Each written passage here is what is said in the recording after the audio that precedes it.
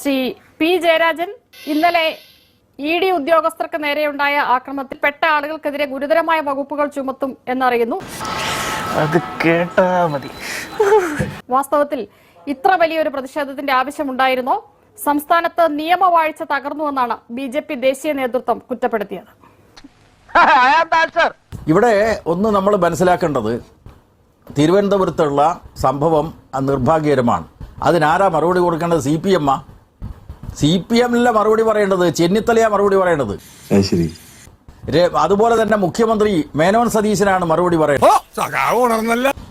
അവിടെ എത്തിയിട്ടുള്ള EDയുടെ ഉദ്യോഗസ്ഥന്മാർക്ക് യാതൊരു പോറലും ഏൽക്കാതെ പുറത്തെത്തിക്കേണ്ട ഉത്തരവാദിത്വം പോലീസിനും അവിടുത്തെ എത്തിയിട്ടുള്ള പോലീസ് ഉദ്യോഗസ്ഥന്മാർക്കും ആഭ്യന്തര വകുപ്പിനുമാണ്. ഞാൻ ചോദിക്കുന്നത്, ഞാൻ കണ്ണൂരിലുണ്ടായിരുന്നു. കണ്ണൂരിൽ പിണറായിയുടെ വീടുണ്ടല്ലോ, ആ വീടിന് മുമ്പിൽ പ്രതിഷേധിച്ചവരുടെ കൂട്ടത്തിൽ ഞാനും ഉണ്ടായിരുന്നു. അവിടെ ഒരു സംഭവം നടക്കാതിരുന്നത് എന്തുകൊണ്ടാണ്? അവിടുത്തെ പോലീസുകാരോട്, പോലീസ് ഉദ്യോഗസ്ഥന്മാരോട് ഞങ്ങൾ പറഞ്ഞു, ഞങ്ങൾ പ്രതിഷേധ പ്രകടനമായിട്ട് പോയതിനു ശേഷം മാത്രമേ ED ഉദ്യോഗസ്ഥന്മാരെ അവിടെ നിന്ന് ഇറക്കാൻ പാടുള്ളൂ എന്ന് ഞങ്ങൾ ആവശ്യപ്പെട്ടു. ഒരു അനിഷ്ട സംഭവം ഉണ്ടായിട്ടില്ലല്ലോ. ഈ കോഴിക്കോട് അത് പിന്നെ തിരുവനന്തപുരത്ത് നടത്തിയ പോലെയുള്ള ഒരു അനിഷ്ട സംഭവം ഉണ്ടായിട്ടില്ലല്ലോ. ഞാൻ കാര്യങ്ങൾ അവസരോചിതമായി ഡീൽ ചെയ്തുകൊണ്ട് ഒക്കെ സ്മൂത്തായി അങ്ങ് പോയി.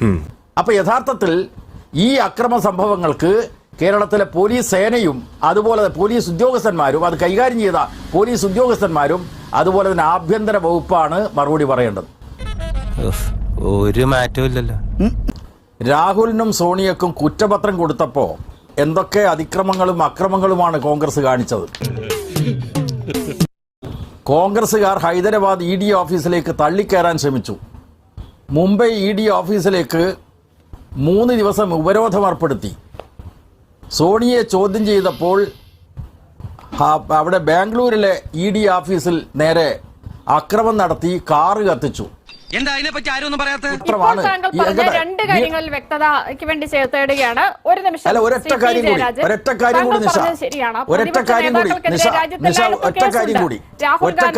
സോണിയാഗാന്ധിക്കെതിരെ, അരവിന്ദ് കേജ്രിവാളിനെതിരെ, ഹേമന്ത് സോറനെതിരെ, പിണറായി വിജയനെതിരെ ED കേസുണ്ടോ?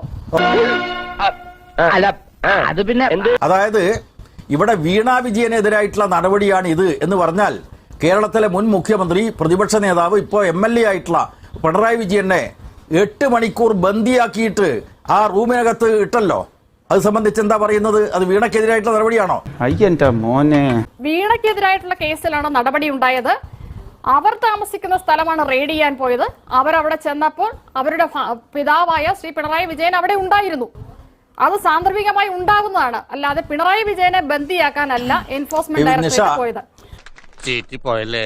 മറ്റൊരു കാര്യം, താങ്കൾ നേരത്തെ പറഞ്ഞ പ്രതിപക്ഷ നേതാക്കൾക്കെതിരായ കേസുമായി ഇതിന് സമാനതകളില്ലാത്തത് ആ കേസുകളെല്ലാം ആ നേതാക്കന്മാർക്കെതിരെയായിരുന്നു, അവരുടെ മക്കൾക്കെതിരെ അല്ല. ശ്രീ പി ജയരാജൻ, ഇത് വടി കൊടുത്ത് അടി വാങ്ങുന്ന പരിപാടിയാണല്ലോ ബാബു.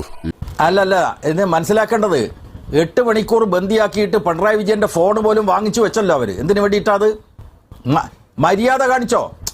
ഇവിടെ മര്യാദ കാണിച്ചോ അവര്? മര്യാദ കാണിച്ചില്ല എന്നാ പറയുന്നത്. അപ്പൊ നിങ്ങള് ഇവിടെ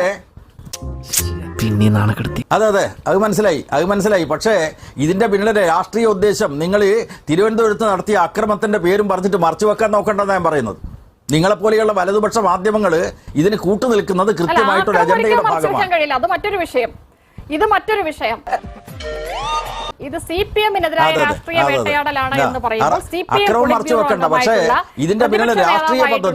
ശ്രീ പിണറായി വിജയനെതിരെ ED കേസുണ്ടോ? ഉണ്ടെങ്കിൽ മാത്രമേ അദ്ദേഹത്തെ അരവിന്ദ് കേജ്രിവാളുമായും ഹേമന്ത് സോറനുമായും രാഹുൽ ഗാന്ധിയും സോണിയാഗാന്ധിയുമായും ഒക്കെ താരതമ്യം ചെയ്യാൻ കഴിയൂ. അദ്ദേഹത്തിനെതിരെ കേസില്ലല്ലോ സർ.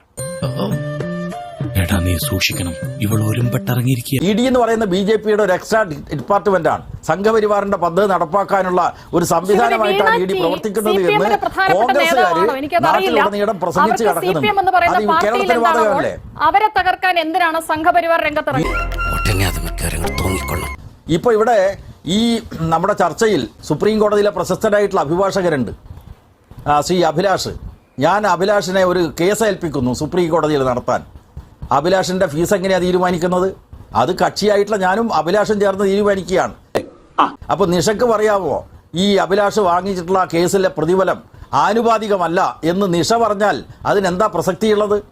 ഈ ജയരാജൻ പറയുകയാണ് അഭിലാഷ് ഒരു സേവനവും തന്നില്ല കരാർ പ്രകാരം, എന്നിട്ട് ഞാൻ ആവശ്യമായിട്ടുള്ള സേവനം കിട്ടിയിട്ടുണ്ടോ? ഞാൻ അങ്ങനെ ആക്ഷേപം ഉന്നയിക്കുന്നില്ലല്ലോ. ഞാൻ അങ്ങനെ ആക്ഷേപം ഉന്നയിക്കാത്തിടത്തോളം കാലം എങ്ങനെയാണത് കുറ്റമായിട്ട് വരിക? CMRL ആക്ഷേപം ഉന്നയിച്ചു വീണയ്ക്കെതിരെ, അവിടെയാണ് ശ്രീ ജയരാജൻ പ്രശ്നം. ഇല്ല, ആക്ഷേപം ഉന്നയിച്ചിട്ടില്ല.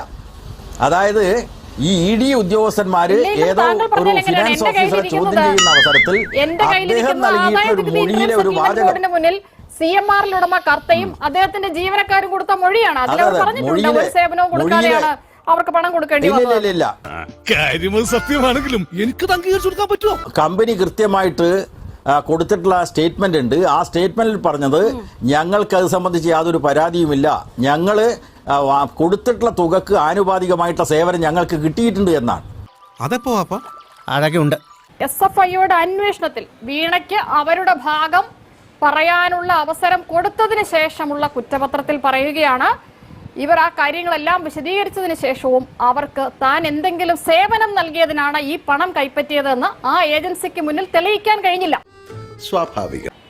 അതിനർത്ഥം ഒരു സേവനവും കൊടുക്കാതെ പണം വാങ്ങി ആ പണത്തിന്റെ പേര് കൈക്കൂലി എന്നാണ്, മാസപ്പടി എന്നാണ് CP ജയരാജൻ. പ്രേക്ഷകരെ തെറ്റിദ്ധരിപ്പിക്കാൻ വേണ്ടി എന്തെങ്കിലും വാദം ഉന്നയിച്ചുകൊണ്ട് ചെയ്യില്ല. ഏതോ ഒരു ഉദ്യോഗസ്ഥന്റെ, അതായത് ഫിനാൻസ് ഓഫീസറുടെ ഒരു മൊഴിയെ ആധാരമാക്കിയിട്ടാണ് ഇങ്ങനെ എഴുതി വെച്ചത്. അപ്പോ അത് യഥാർത്ഥത്തിൽ നിയമപരമായിട്ട് നിലനിൽക്കുന്നതല്ല.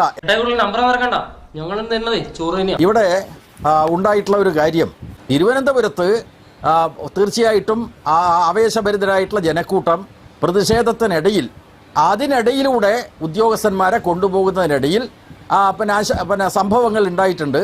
നിർഭാഗ്യകരമായിട്ടുള്ള സംഭവമാണ്. നിയമപരമായിട്ട് കേസെടുക്കട്ടെ, അത് പിന്നെ കോടതിയിൽ നോക്കട്ടെ, അതിന്റെ ഗൗരവസ്ഥിതി എങ്ങനെ, ഏതെല്ലാം വകുപ്പ് നിലനിൽക്കും എന്നൊക്കെ നോക്കട്ടെ.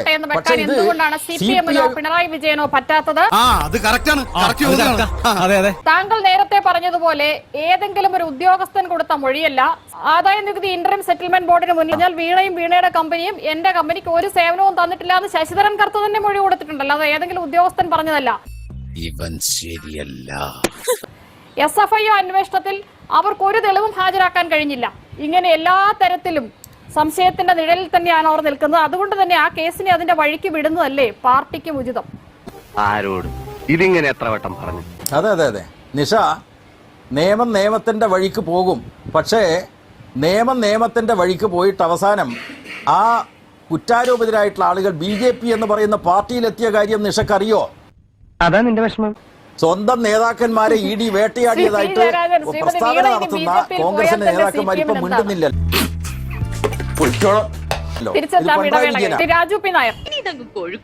അല്ല, ശ്രീ P ജയരാജൻ അർദ്ധസത്യങ്ങൾ ഉപയോഗിച്ചുകൊണ്ട് കോൺഗ്രസിനെയും സർക്കാരിനെയും ചാരിക്കൊണ്ട് ശരിക്കും പറഞ്ഞാൽ സംശയത്തിന്റെ മുൾമുനയിൽ നിർത്തുന്നത് ഇപ്പോ ശ്രീ MP ഗോവിന്ദനെയും കടകംപള്ളി സുരേന്ദ്രനെയൊക്കെയാണ്. അദ്ദേഹം സത്യത്തിൽ സൂചിപ്പിക്കുന്നത് MP ഗോവിന്ദനും കടകംപള്ളി സുരേന്ദ്രനും എല്ലാം തിരുവനന്തപുരത്തുണ്ടായിട്ടും ഈ പറയുന്ന അക്രമികളെ നിയന്ത്രിക്കാൻ കഴിഞ്ഞില്ല. കണ്ണൂര് ഞാനത് നിയന്ത്രിച്ചു എന്നുള്ളതാണ് അദ്ദേഹം പറഞ്ഞു വരുന്നത്. കോടിയേരി ബാലകൃഷ്ണന്റെ മകൻ കേസിൽപ്പെട്ടപ്പോ എടുത്ത നിലപാട് തന്നെയാണ് പിണറായി വിജയന്റെ നിലപാടെങ്കിൽ അദ്ദേഹം ചെയ്യേണ്ടിയിരുന്ന ഒരു കസേര എടുത്ത് പുറത്തിട്ട് ഒരു കട്ടൻ ചായയും കുടിച്ചുകൊണ്ട് അവരുടെ പണി അവർ ചെയ്യട്ടെ, അവർക്ക് എന്തോ സംശയമുണ്ട്, അവരുടെ കയ്യിൽ എന്തോ ഉണ്ട്, അത് സ്ഥിരീകരിച്ചിട്ട് അവർ പൊയ്ക്കോട്ടെ എന്ന് പറഞ്ഞ് മാറി നിൽക്കണമായിരുന്നു. അതല്ലായിരുന്നോ ചെയ്യേണ്ടത്? പകരം എന്താ ചെയ്തത്? ഈ പറയുന്ന ആക്രമണം ആസൂത്രിതമായി അഴിച്ചുവിട്ടു. ശശിധരൻ കർത്തയെ രക്ഷിച്ചാൽ മാത്രമേ മകളെ രക്ഷിച്ചെടുക്കാൻ പറ്റുള്ളൂ. മകളെ രക്ഷിച്ചെങ്കിൽ മാത്രമേ തനിക്ക് രക്ഷപ്പെടാൻ പറ്റുള്ളൂ എന്നുള്ളത് കൊണ്ട് ഈ പാർട്ടിയെ ഉപകരണമാക്കിക്കൊണ്ട്, ഈ പാർട്ടിയെ മുഴുവൻ ഉപകരണമാക്കിക്കൊണ്ട് ഇന്നലെ നടത്തിയ നാടകമാണ്. എന്തായാലും നമ്പൂതിരി EMS നയിച്ചൊരു പാർട്ടിക്ക്, പണ്ട് വാരിക്കുന്തം കൊണ്ട് വിപ്ലവം നടത്തിയ പാർട്ടിക്ക് ചീമുട്ടയാണ് ഇപ്പോഴത്തെ ആയുധമെന്ന് പറയുന്നു എന്നതിൽ വലിയ ഒരു എന്താ പറയുക, ഒരു സങ്കടമുണ്ട്. മറ്റേ നമ്പൂരി ES നയിപ്പിച്ചുകൊണ്ടിരുന്ന സമയത്ത് എന്തായിരുന്നു? വാരിക്കുന്തമായിരുന്നു. ഇപ്പോ IP ബിനുവിന് ആയുധം ചീമുട്ടയാണ്. എന്തൊരവസ്ഥയാണ് ഈ പാർട്ടിയുടെ. കിട്ടിയാ? ഇല്ല, ചോദിച്ചു വാങ്ങിച്ചു. പോവാ. തൽക്കാലം ഇത്രയും മതി. വരട്ടെ.